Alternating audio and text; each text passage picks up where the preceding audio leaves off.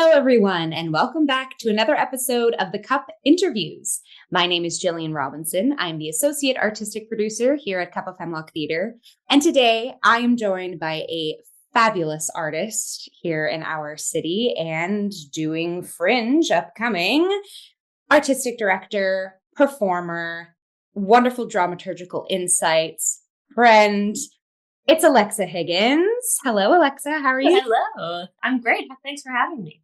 Thanks for coming. I just remembered, too, a conversation we had at a show party. We both have a knack for dramaturgy, so I popped that into the... Yeah, I saw that. I remember those days. Yeah. Amazing. Yes, we are recording this at the top of Toronto Fringe, but today we're going to be spending most of our discussion highlighting Hamilton Fringe. But before we get too far into anything else, Alexa, can you tell us what is in your cup today as a little intro? Sure. I have two cups, two items. One is just a little bit of coffee in a Luke's mug from Gilmore Girls. People will either know or not know, but most probably know. It brings me great comfort. And the other is just some water in a Picaroon's traditional ale glass, because I spent a lot of time in New Brunswick. That's my other home. So I'm always drinking out of the Picaroons. Hey, love that. I am also hydration station today. I have a lot of water in my giant mason jar because, as we chatted before this recording, July sneaks up on everyone here with the Toronto Fringe, with us being artists, with us having side jobs. Hydrating is the name of the game. So yeah. Okay. So Alexa, tell us a little bit about yourself as the artist. How did you get into theater? Any training? Let's hear all about Alexa Higgins. Sure. So I started as a dancer when I was 3. I think I started my first creative movement class. And then there was a seminal performance in grade 1 where it was the Red Riding Hood and I was a flower. But then the person playing the grandmother dropped out due to stage fright. And they were like, anybody want to take that gig? And I was like, me.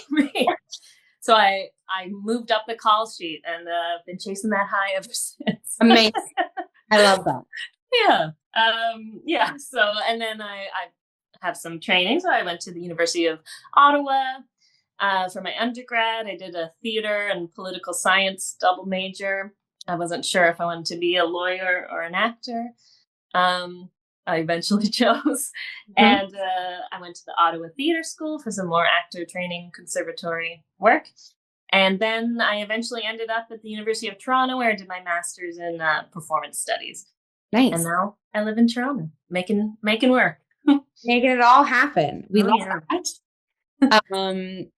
Amazing. This is so, again, I always say these on this episodes too, of we bring in industry folks and also folks that we've known through different circles. And I feel like yours and I's circles have passed in so many different realms. You did a project with Ryan. That's how we initially met.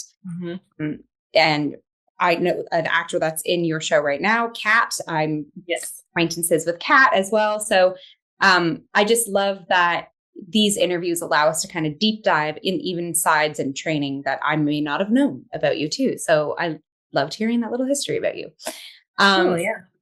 Great. So you are the co-artistic producer of Falling Iguana Theatre. As you said, you're a dancer, you're a performer. So you do wear multiple hats in the industry. And before we dive into the specifics, how have you found kind of wearing multiple hats in the Canadian theater sphere? How's that experience been for you? Yeah, it's, I mean, I think anybody working in indie theater ends up wearing many, many hats. Usually everybody's a multi-hyphenate, and I keep adding to my hyphenates, I think, over the years. But it is tiring, but it is also like very invigorating, I feel like. To have all these different like outlets to build your own work and really like explore a vision. So on this show, for example, I'm producing it with my partner, and I'm directing it, and I wrote it, and I'm acting in it, and the communications, the like all the many different elements that are important to make a show come to life. So it can be a tiring process, but it's kind of like that good tired where you definitely fall into bed at the end of the day and you're like, holy cow. Yeah. That was a lot. Say, like, I work better as an octopus, I work better. There's so many different tentacles in the different things. But do you find, so especially like working on a singular project where you wear multiple hats, not even like, some folks also will be stage manager of one show and then actor of another or what have you, but wearing all of the hats in one particular show, do you find you kind of have to like compartmentalize throughout the day, or do you kind of attack it all as one unit, or how do you manage that? Yeah, it's a good question. I try to put it into different categories, especially because like the process of different jobs in a theater company like start at different points. So I feel like the producing begins, getting your run, getting your tour sorted, tour managing, all that stuff starts like early on. Of course, the writing process is like a separate thing. With the shows I've done with Falling Iguana, I'm often directing and acting in it. And so that is, I feel like, the finest balance, because we all know that it can get quite like myopic if you're in it and you're stepping out and you're in and out. So I always try to make sure there are some outside eyes that are not connected to me. And I've helped myself this time around with this show by casting a swing for the first time in a Falling Iguana show. The great Kira Chisholm, she's learning all the tracks, and it's been so helpful because I can fully step out, direct, see the vision as a whole. There's a lot of moving parts. There's like a lot of physicality, and I can appreciate the whole thing and give, actor notes, and then go in, try it out myself, build my own physicality. So it is like kind of a dance, but I do like working that way. I seem to be able to switch back and forth. Yeah. Swing nation to the max for sure. And that, putting it that way, like, having a swing when you are needing to be a multi-hyphenate on that one project, absolutely. You can step out, you can do, what you need to do and have someone fill in the gaps. Totally. Yeah. Best buddies with your stage manager, best buddies with the dramaturg. Yeah. Oh yeah. And best buddies with taking archival video of every single scene. We have like an ongoing drive where it's like updating the scene so we can all be like, what did we work on 2 weeks ago? And I feel like that is such a stunning, I feel like a lot of folks, especially with indie theater and especially with something like Fringe, but even just like in bigger productions too, we take advantage or take for granted rather the extreme wonderful resource of the Google Drive. Because especially when you go like with Fringe and indie, like everyone has multiple other projects on the go or summer jobs or summer gigs, and sometimes the rehearsal schedule isn't going to be as ironed out or as clean as you need it to be, so you might not have a body present, but then if you have that Google Drive you can kind of just study. You just, and I don't know, school nerd of me sometimes too is like, ooh, I get to study a rehearsal. Me too. Yeah. Right. And then especially, with your different hats, you can kind of put on a cap and analyze and look back. Right. So. And even for, giving myself notes and feedback, like just having that visual example is super helpful. Yeah. Love that. We tip our hat to the digital platform that supports us through. We do. Theater. Okay, so let's unpack a little bit more about Falling Iguana Theatre. So this is a theater company. If you want to let us know a little bit about the origin of the company and kind of what you folks are all about. Sure, I'd love to. So Falling Iguana Theatre is a physical theater company dedicated to telling original, highly physical, and female-driven stories. This is our third original production. We've toured to 3 provinces, multiple cities, some fringes, some like main stage work. We did a virtual, during the pandemic, we did a virtual kind of condensed version of our first play, Diana, in our own living room and our kitchen. It was an experience. So yeah, so we're steadily growing, and I say we because my husband Ian and I started the company together in 2018. We had been working on a different show, a different physical theater company actually in New Brunswick where we met. And just on a whim, the two of us applied to the PEI Fringe, and we got in, but we kind of found out last minute, as you sometimes do. And then we said, okay, let's write the show we've been noodling around with. And yeah, so it unfolded very quickly using like my training from theater school and like Ian's movement instincts and his musicality and my physicality and a cue card method we learned by working together and all this stuff. And it just sort of became this first show, Diana, which was inspired by a footnote in a Michael Ondaatje poem called Elimination Dance. The footnote says, it's from Michael Ondaatje, and it says, Diana Whitehouse, where are you? I heard your name over the loudspeaker at Heathrow Airport. Where are you? And that question just really like hit both of us, and we were like, let's explain the world. Who is Diana? Where did she go? What is her life like? Yeah. Cool. So we followed that thread, and all of our plays since have been like a small seed that grows into. I love that. Fictional world. Yeah. Yeah.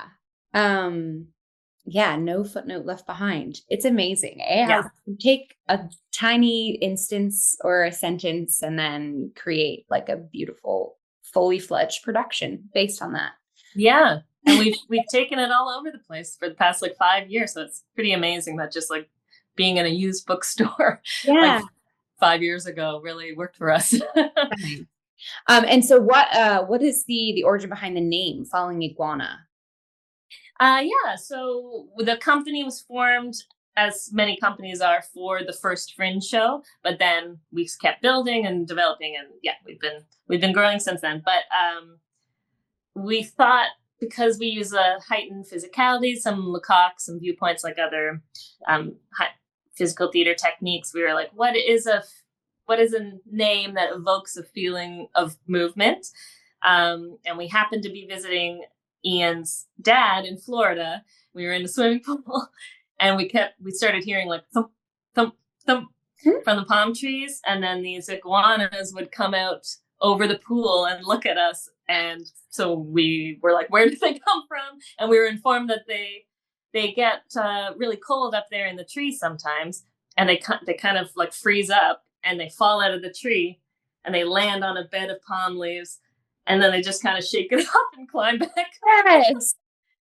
So I don't know why, but that really spoke to both of us. I love that. Yeah. No, I think there's so much symbolism in that too, right? It is like the artist, like you reach to a certain peak and, sometimes fall down, you get back up again, or, you start fresh on another project. Like there's a lot I could dramaturgically unpack with that. I love that.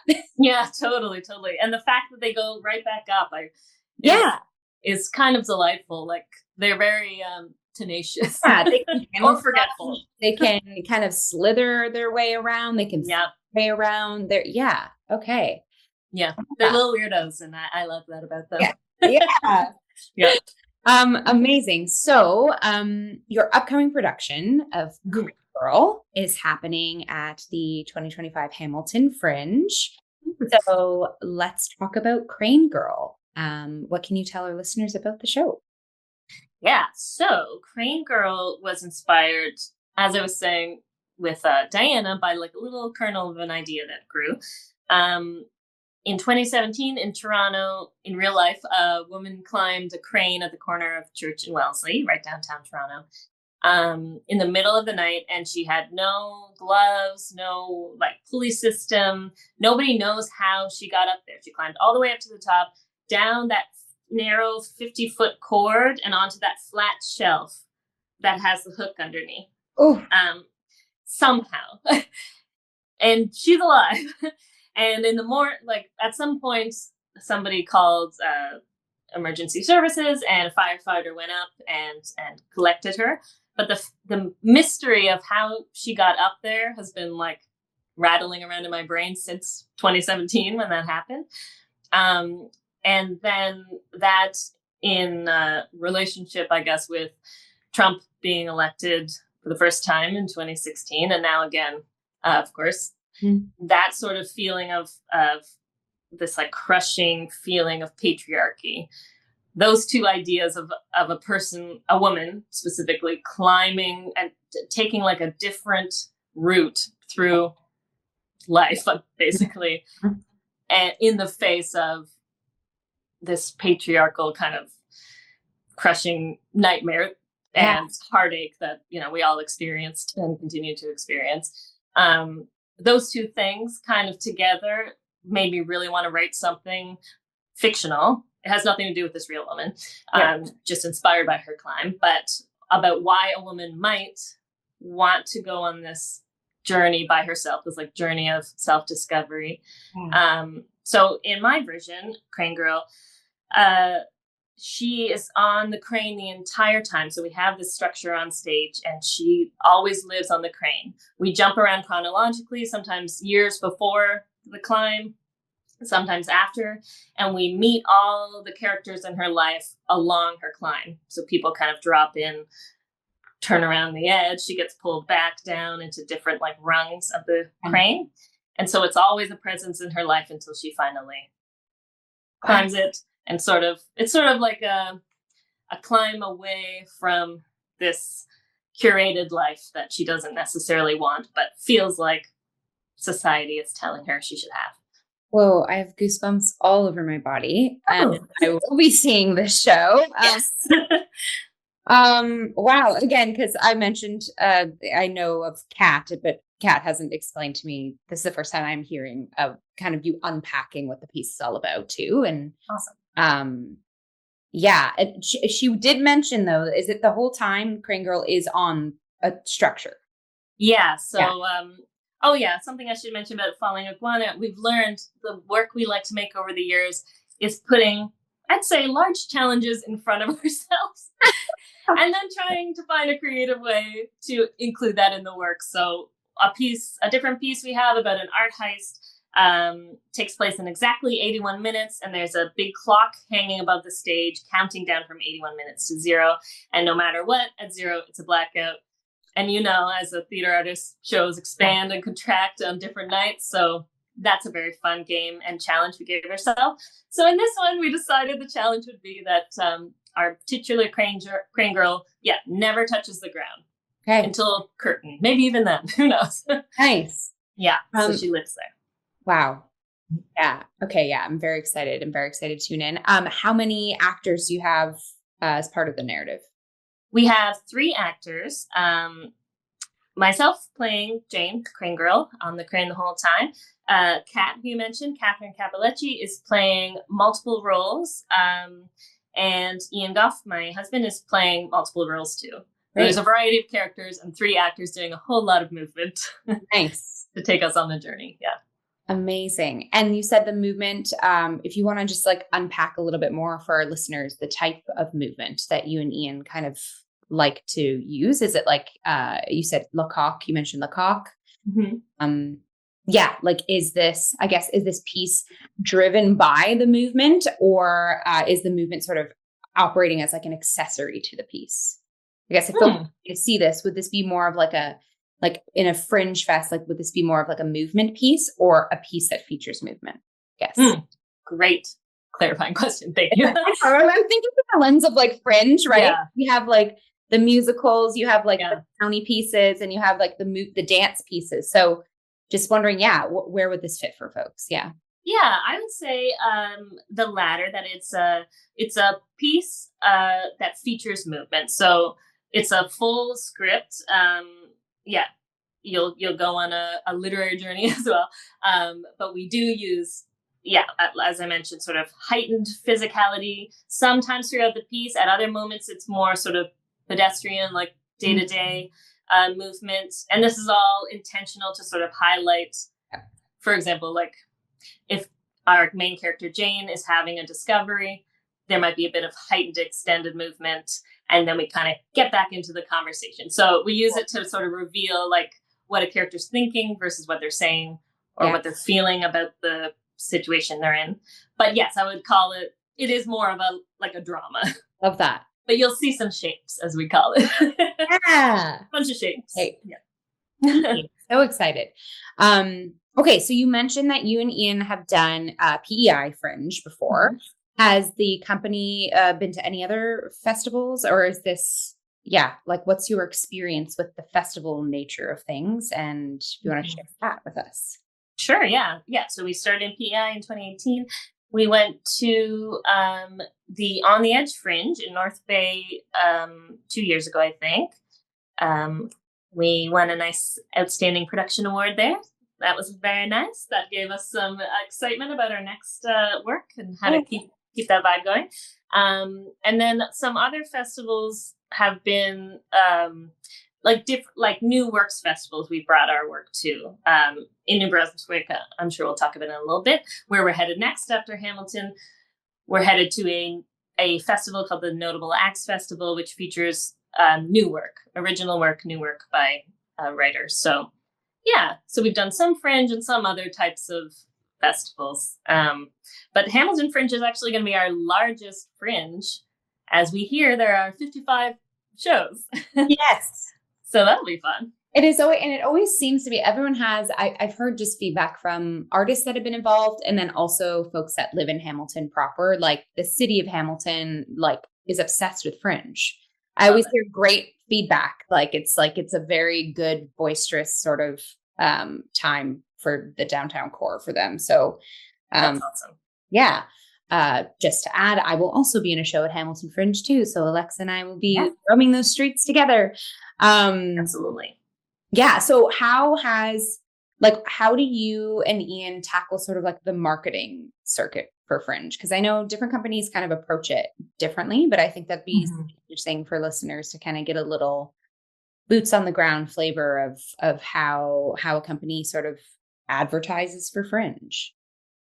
Mm-hmm. I mean, things like this, interviews, any chance to talk to other artists and other media types about the work is always helpful, just to get the word out, because there's so many shows. I mean, the great thing about Fringe is there's so many shows, and the sometimes challenging thing for indie producers is there are so many shows. How do we make ourselves stand out? So even things like in the program, there's of course a large Fringe program, and you have just a small synopsis, so you really have to make it pop. So we are, of course, emphasizing the crane element, the not being able to touch the ground, like some juicy stuff to hopefully get people interested and wanting to see a little bit more. We had a fundraising campaign this year. We had a sort of fundraising party where we introduced the cast and people sang, and there was stand-up comedy and stuff like that. So we tried to foster a feeling of community, sharing other people's work as well. And we invited some other Fringers from Hamilton. I didn't know you were in the Fringe at that point, but next summer. I was the most recent addition. So yeah. Oh, ooh, that's fun. Yeah. Cool. Yeah. Pinch hitter. Exactly. Yeah. I came on in. Yeah. We love that. So we invited some other people who were headed to the Hamilton Fringe to do a little pitch to the audience about their shows. So I think outreach with other artists can be helpful to make it feel less isolating, because it can feel like, you're trying to bring people in, but people have so many choices and different interests, and that's all good and cool. And then we also have opportunities to promote in different magazines, online magazines, news outlets in Hamilton, but also in Toronto. It's close enough that hopefully we can encourage people to come there too. Yeah. And then also emphasizing the local, the Canadian elements, I have found historically piques people's interest if they feel more connected to what the story might be about. So yeah. Totally. I'll blend with those. Oh yeah. Thank you for sharing that. Because again, I think it's, especially from a Fringe lens, different companies approach it differently. And there's obviously there's the Instagram pages, there's the flyering, there's QR codes and everything. Mm-hmm. But yeah, knowing, it slipped my mind. I remember you folks did do a fundraising thing for the show and then a cast announcement. It's hard to think of all of those sort of pre-steps before you get into the rehearsal prep. but then once you get into the rehearsal process, you're like, oh, damn, I have to put this up. And so doing all sort of pre-producer hat work really helps you sort of, that's kind of taken care of, and then you can click into the creation of it. Yeah. Yeah, totally. I mean, the producer element of always thinking many steps ahead, like who will see this when, how can we reach out to communities or groups of people who might be particularly interested, like can we get sponsorships, stuff like that. As you said, doing that a little bit earlier has been helping us, I think. I mean, we'll see how it ends up, but so far, this time around, as we've learned more over the past few years about how to like start early and start getting the word out, get people excited as much as you can. And then just do the best show you can, and the rest chips will fall where they may. Amen. Yeah. 100%. Okay, so you mentioned a little teaser. I'm going to bring us back. So Crane Girl, after its run at Hamilton Fringe, will be going to New Brunswick. Well, do you want to kind of talk about that future life for the show? Yeah, I'd love to. So New Brunswick, I think I mentioned Ian and I met there in Fredericton, the capital. We both did a bunch of theater. We lived there together for a while before moving to Toronto for me to go to university. So we have a great connection there. Like there's a great theater community. It's one of those places where you might not expect there to be such a thriving art scene, but there is, and there's beautiful artists of all kinds there. So we really we got married there actually last year with our theater community around us. It means a lot to us. So over the years, we've tried to find any opportunity we can to bring our work back to New Brunswick. In 2021, we brought that art heist show, 81 Minutes I mentioned, to New Brunswick, and we cast an all New Brunswick cast, and we worked it there for a month. And then we presented it at the Notable Acts Festival, this original art festival. And then years passed, and we've been here in Toronto, but we've been in touch with our New Brunswick colleagues and just looking for a way to bring our work back. And so, yeah, we were lucky enough to be invited to be one of the 2 main stage shows there this summer. So Hamilton Fringe will end on the 27th, and then we will hop in a little car, drive across the country, and we'll be able to do 3 performances the first weekend of August. Nice. In New Brunswick, which is very exciting. Yay. Yeah. What a fun summer. I've also driven, I did a tour that took me out east to New Brunswick and Nova Scotia as well. And that drive is beautiful. Oh, yeah. Yeah. So beautiful. Great. Okay. Yay. Okay. So after thinking, so just going to go back to Hamilton Fringe Crane Girl. We will put all the details below this episode, including like links where folks can get their tickets and any social handles or anything. So I just wanted to just take us back to that before I even go farther. And after New Brunswick, Falling Iguana Theatre, are there any other palm trees you're falling from? Any other projects kind of cooking in the writer sphere, or any future projects for Falling Iguana? Yeah.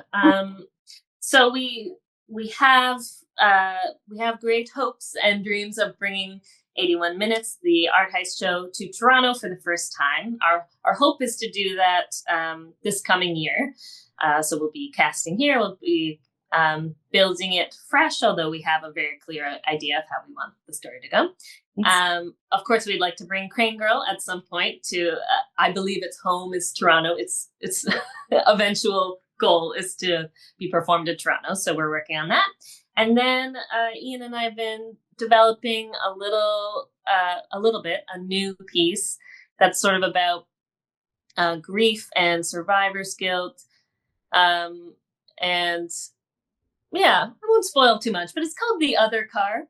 Okay. And we did a little writing workshop in the fall, and then we sort of put a pin in it as we started working on this round of Crane Girl. But we plan to get back to it and get into some writing workshops and some early read-throughs and all that fun stuff. Love that. That's on the horizon. Yay. Looking so forward. And we'll keep all of our audiences up to date too, because your pieces sound phenomenal. And I just love that I feel like the company, like you said from the very beginning, you go wherever the opportunity or whatever the community is allowing it to sort of exist in. Mm-hmm. And I feel like having that sort of like, because in Canada especially, right? Like I feel like there's more of us, but fewer opportunity versus like the States, for instance.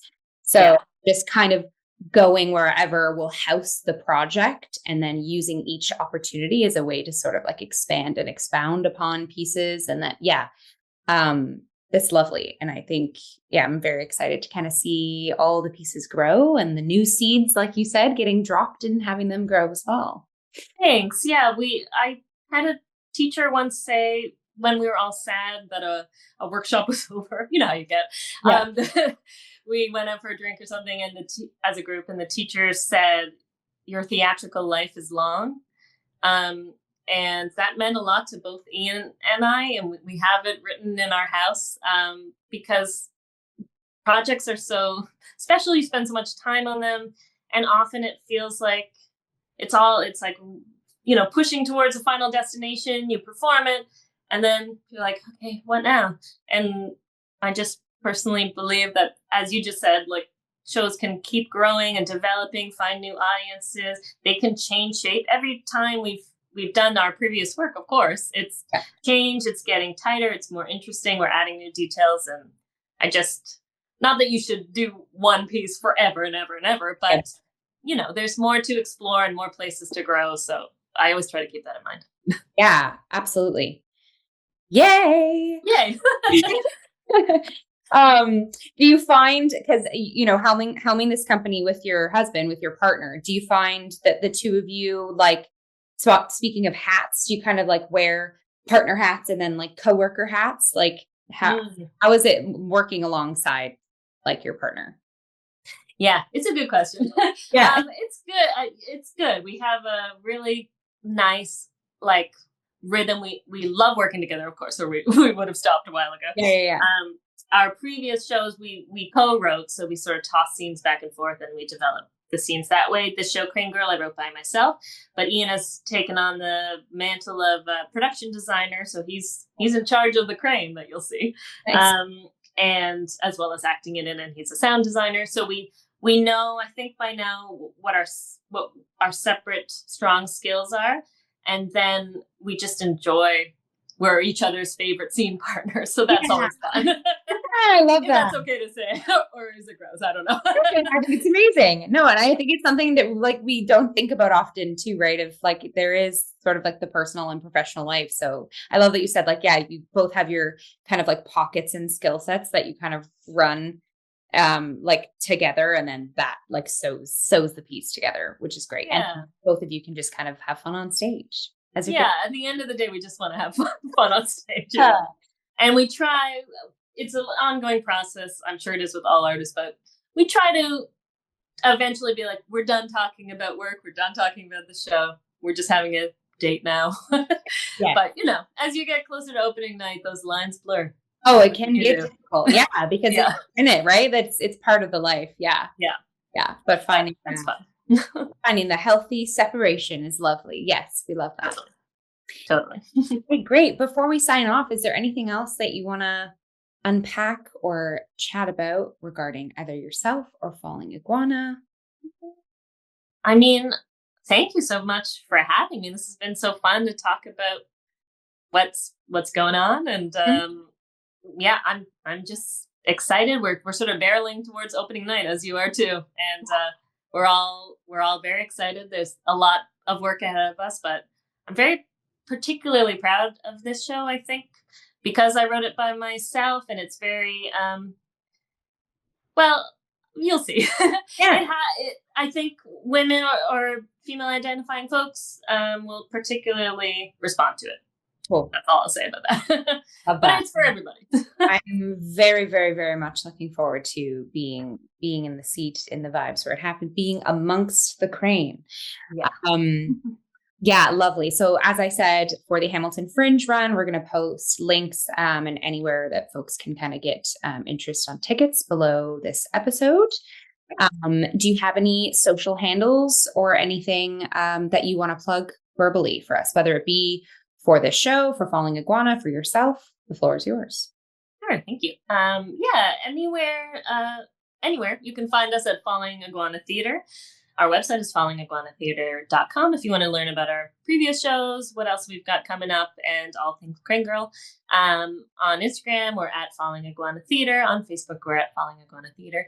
And I am at Alexa_M_Higgins, if you care about that. Yeah, I don't know. Of course, we're going to one iguana. We'll pop all that info below. Yes. Yeah. Let's catch up with Alexa and Falling Iguana. It was a tandem interview. We hit up spots. I feel good. You feel good. Oh, yeah. Awesome. Great afternoon. Totally. And as per usual, folks want to follow Cup of Hemlock Theatre. We are on YouTube, anywhere you get your podcasts, COH Theatre on our socials. And like I said earlier, we haven't done an interview in quite some time. We've had the honor of covering shows particularly, but as I've mentioned, I personally love this vein of the Cup because it gives me time to kind of sit one-on-one with a colleague, a coworker, a friend of the industry, unpack, get to know a little bit more about you and your works. And the importance of just taking a break away from the projects and connecting with a fellow artist. Yeah. As both of us are going to be extra fueled after this conversation. That's what I love about these. Totally. So, So thank you so much again for spending your time with us here, Alexa. Look forward to tuning in to future projects. And Cup of Hemlock folks, keep your eyes peeled. We'll be posting more about shows, especially Toronto Fringe as well, which is the sister fringe to Hamilton right now. Mm-hmm. And we've got some other summer vibes to advertise down the line. But on that note, let's take one of our beverages or one of your beverages. I'll take my beverage here. And we'll do a final cheers. And everyone, support the arts, especially fringe and indie theater. And stay hydrated and have a wonderful rest of your summer.